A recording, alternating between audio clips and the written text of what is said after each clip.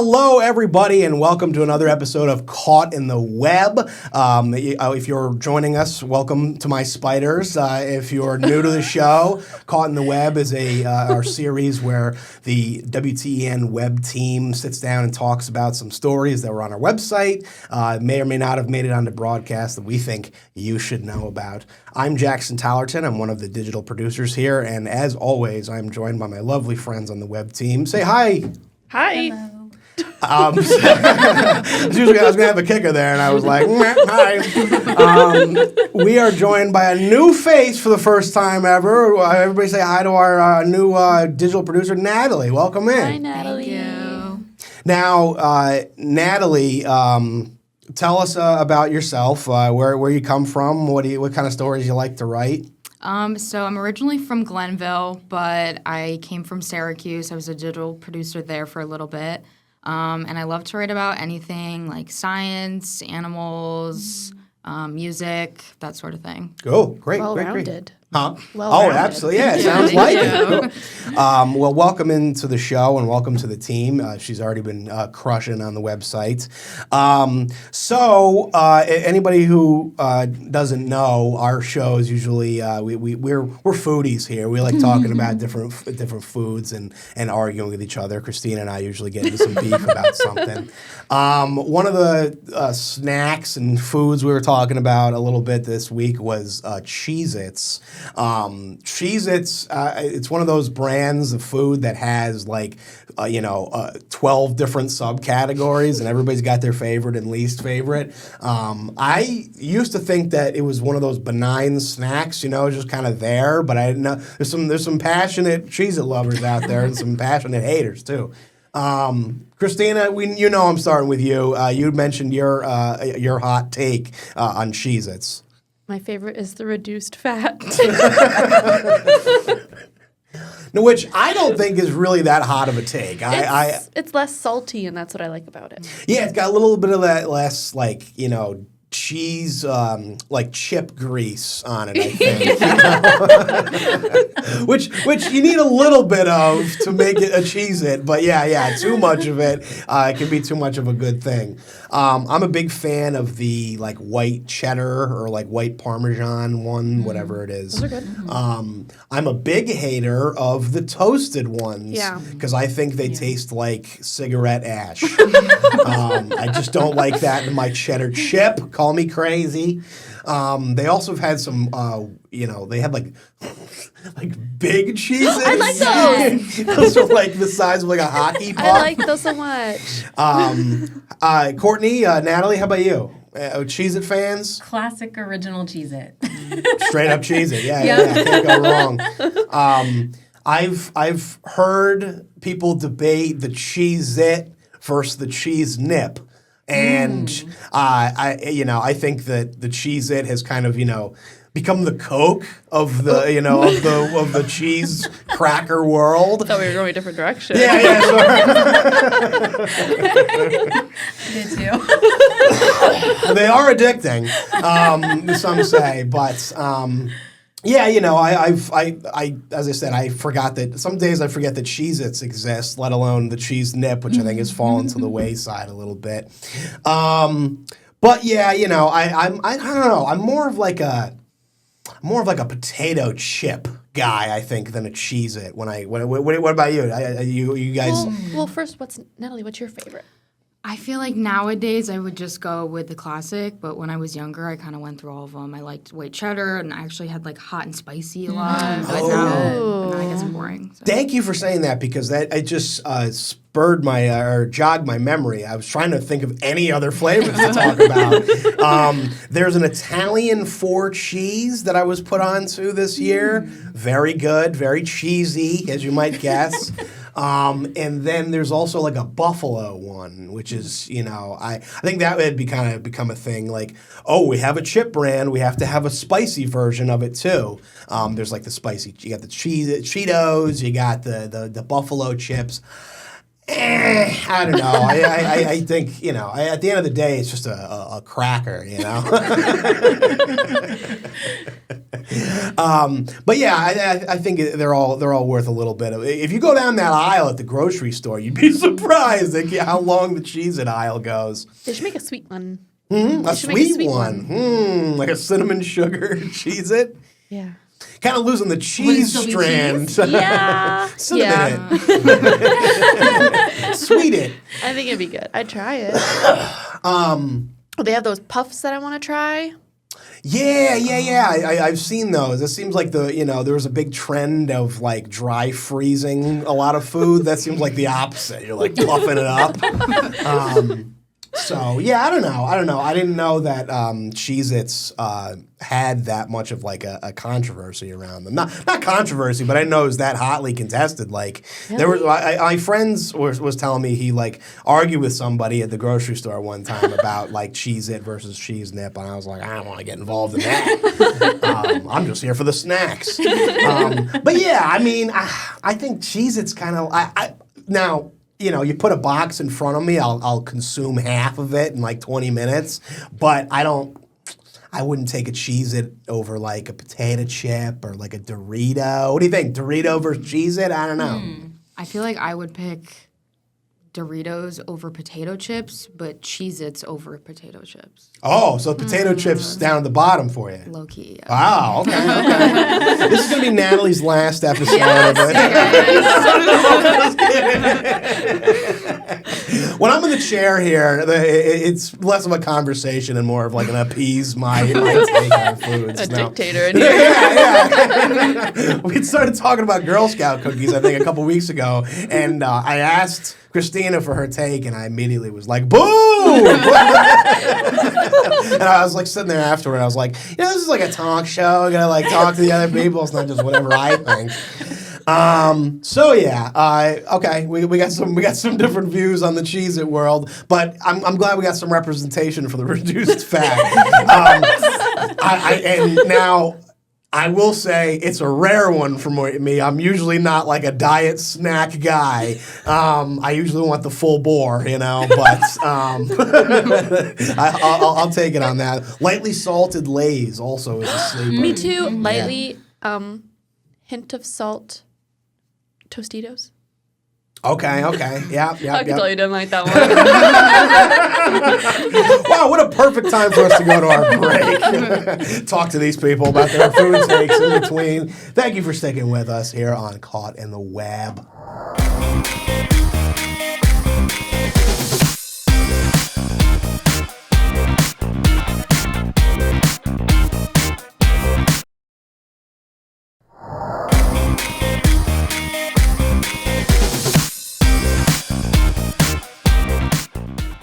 Thanks for sticking with us. We are still on Caught in the Web. We are going to dive into our first stories of the week. Jelly roll, more like jelly roll in a bag. Couldn't even get through it. You want to take that one more time? No. Okay, so Jelly Roll will be coming to the Saratoga Performing Arts Center this summer as part of a limited-run headlining tour. He'll be joined by Grammy Award... Oh, wait, sorry. No. Jelly Roll is the Grammy Award-winning rapper. Oh, yeah. And he'll be joined by Cassius Culpepper. That's a country singer.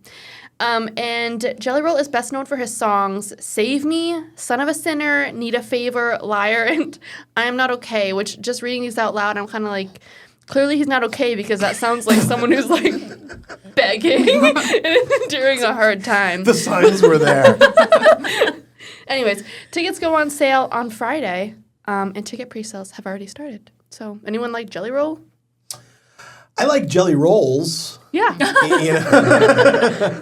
No, this guy seems like a good guy. He seems like a party. It's an interesting crossroad between like country and hip hop and rap that he does. He's kind of he kind of gets around the music world a little bit, but he seems like a fun time. I'm Not Okay. I think that's his big one. But I hope he's okay now. So that's going to be at SPAC, so that'll be a good one. Some other fun concerts coming to the area. We have hard rock band Shinedown coming to MVP Arena in Albany. It's going to be on July 18th. Anybody doesn't know, Shinedown is best known for their song Second Chance, Cut the Cord, and Sound of Madness. Put out 7 albums throughout their career, and they're putting out an 8th one later this year. They'll be joined by Coheed and Cambria and From Ashes to New. So that's going to be a bopping one at MVP. Anybody a fan of any of these bands? I like that their 8th album is going to be called 8. With now I can't show it here, but yeah, and an 8 spelled with the number 8 in between as like the It's the G. yeah, exactly. They're very as you can see, they're creative. They're artists like that. They can get down. And Coheed and Cambria is they've come around a bunch. They're a good band. That'll be good with them. So that's so we got some music coming to Saratoga Springs. We got some music coming to Albany, and there's not just concerts coming to the area. We also have some comedy. Yes, John Mulaney will be at SPAC on July 31st. It's part of his Mr. Whatever tour. John Mulaney is known for his stand-up, his acting. He was also a writer on Saturday Night Live. He has won 4 Emmys.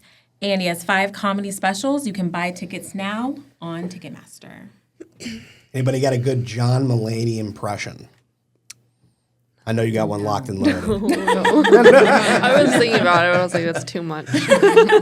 Saratoga Springs. No, that was awful. Was that an impression? No. John Mulaney's a funny guy. And he's come around here before. And it's the SPAC, and I think he played in Albany one time too. I like his role in the Spider-Verse series. Oh, please expand on that. Well, doesn't he voice a character? You tell me. You said you liked him. The little pig. Oh, is he's Peter Porker? Yeah. Into the Spider-Verse. All right, this whole episode, the rest of the episode has been devoted to Into the Spider-Verse. That's great. I did not know he was in that. Yeah, the little pig. Well, I don't know if he'll be. It'd be nice if he did some, Spider-Man bits while he was here. But so yeah, we got some great stuff coming around this summer. The whole capital region's always got some great shows coming. Saratoga, Albany, back to Saratoga again. Now those are live shows. We got some shows that are on TV all the time, but we got some local representation that's coming up soon. First, we all know Jeopardy. I want to say my opening to this story, I'm just going to say it. For 1,000, this Capital Region native is coming to, is going to be competing on Jeopardy on Wednesday, who is 25-year-old Nana Nozirmu from Latham. Isn't that creative? That was really creative of me. Yeah, it was good. It was good. Yeah, so it's been a long-term dream for her. I interviewed her. She Really? used to, yeah, I did. As a young child, she would sit with her father every night to watch the show. She was a graduate from Shaker High School. Do we have any Shaker grads here? No. No. Okay. I went to South Colony, so Oof. boo that. But she's now a regulatory analyst. She explained what that is to me. I don't know. I don't really know what that is. She said she has always loved learning new facts. So she went to LA to film the episode on February 3rd. She said the set was very blue, but also calming. And now her episode's going to be filming. As of this airing, it will have been yesterday. So we don't know how she did, but hopefully she did really well. I'm sure she did great. She seemed really smart, so. Our studio used to be very blue, too. We've made Yes. some changes around here. It did. But yeah, the classic Jeopardy blue. Anybody grow up watching fans, any fans of Jeopardy? Anybody like Jeopardy? I like it. I'm not really good at it. No, same. It's one of those like my parents would always flip on, and like as I got to teen, early adult, I'd be like, boron, like I just like throw them out there, and I you know, it's like electric when you hit it before them and you get it right. You're like, I'm a genius. But when you're like electricity and they're like, it's wind, you're like, oh, okay, you feel like a moron. You're like, that's why they're there and I'm here on the couch. But yeah, that's a classic. And we have another person. Yeah, who's yeah, gonna be another- on live TV. A Troy man named Patrick Casal is going to compete on Friday's episode of Wheel of Fortune. He's from Rensselaer County. Obviously, he's from Troy. And now he's a senior at Villanova University in Pennsylvania. He'll be spinning that wheel. Spinning that wheel, yeah. See, I think I would like to think that this one, the Wheel of Fortune, would be more up my alley because, you know, I've heard phrases and it's all like, you know, so saying like little like phrases, you know, and fitting in the word puzzle. But you know, I would go on and I'd get some like, you know, archaic phrase that I've, you know, that, oh, no, I never heard of that in my life. Whereas like in Jeopardy, like, you know, you could be an expert in 1,000 topics and then they're like, all right, and Final Jeopardy is the one thing you don't know. Every time, you know, it gets to Final Jeopardy and it's like, U.S. presidents who are no longer alive. I'm like, oh, okay, well, I'm time to check out because I don't know anything. But you know, talk about the feel like the highs and lows of getting something wrong on one of these shows. Nothing more sad than somebody like shouting out confidently to solve the puzzle on Wheel of Fortune, and the guy just goes, no, that's not it. That's not it. Like a little buzzer happens. Back to the drawing board. Back to the wheel. Or the big bankruptcy. Ugh, hate it. Especially if you're on a roll. Like you're getting Yeah. all the letters. Gosh, got the letters, getting there, just about to solve. Back down to the bottom. Exactly. I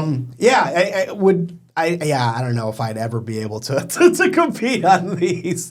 But I also wouldn't want to compete on like a game show like, you know, some like Wipeout. Like I couldn't be like jumping on the obstacle course and getting wiped out. I'd rather wipe out answering trivia questions. That's more my speed.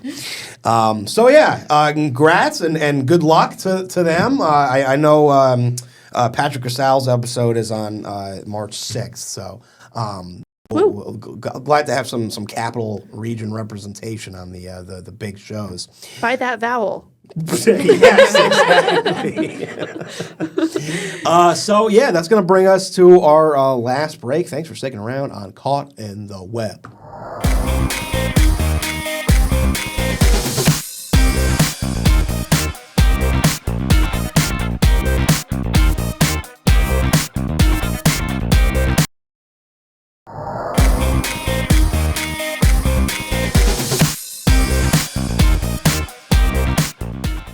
Welcome back to Caught in the Web. We appreciate you all sticking around. Get it in the web.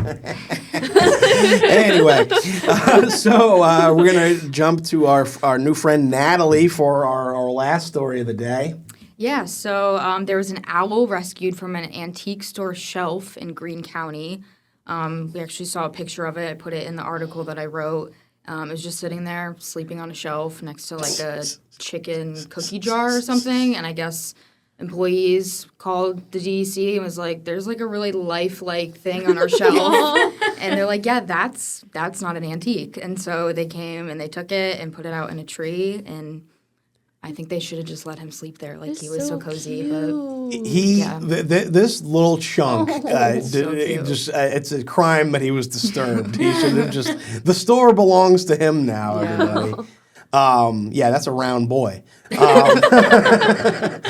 I love the irony of him like finding the one bird-shaped thing in the store, and also he's like, mother, and just I love how knocked out he is. That is like REM sleep on that. So cute. His little ears. So cute. I would have not been the one. Like I wouldn't have been good to have handle like the removal of the bird. We were talking earlier, but I'm a little skittish with like quick moving animals. We were talking about rats earlier, and I love owls. I mean, look at this. I feel like I relate to this guy. I mean, can we A/B this real quick? He's so cute. You know, like, kindred spirits, I think. But yeah, I would go to like Jackson. You got to move the owl out of the store. I would like go to pick him up, and it would like wake up. Wings would start flapping, maybe a little screech happens, and things in the antique store are going to break because I'm going to go, and the bird's just going to flap away, knocking stuff. I'm going to go, it'd just be chaos. Bull in a china shop, owl in an antique shop. That was good. Well, I'm glad everybody, it seems like that situation all kind of worked out in the end. It should give him like a membership card or something. Come back and get something. Do you think anybody like how long do we know how long this thing was in the store? I don't know. It didn't say, but I imagine many people must have passed, and maybe a little kid was like, "I want that," and they're like, "No, you don't need that." And I would have been like, "No, I need that. Like it's real." I love owls. I feel like I would have accidentally grabbed it. Like, oh, wow, it's really lifelike. Yeah, And then- exactly. Beak to the finger. That's what would happen to me. I was at the Ren Fair over the summer, and they had like an animal rehabilitation service there, and they had all sorts of little animals and critters. And one of them was this owl, and it looked like this. It was chunky and sweet looking and sleepy. And I was like, "Can I touch it?" Like 28 years old, 29 years old. I'm like, "Can I touch the owl?" And the person goes, No, like laughing, no. He's like, he will bite your finger really badly. You know? I was like, fair enough. So hopefully nobody got harmed in the removal of this young lad. But yeah, that is pretty much it for our show today. This is episode 30 of Caught in the Web. Can you believe it? So we're moving on to season 4. I mean, I didn't even know if we officially declared a season 2, but I go by Game of Thrones metrics. Like once you hit 10 episodes, I mean that's a season. That's a wrap. So 30. Thank you all for joining us on this journey. Had lots of names and faces all kind of pile through. We got our new friend Natalie here. And we're happy to be chugging along. If you enjoyed any of these stories and want to check out maybe some more, do some reading on our website, we have all sorts of stuff you can check out on news10.com, everything around the capital region and more. But yeah, thank you all so much for tuning in, and we will see you next time. Bye, spiders!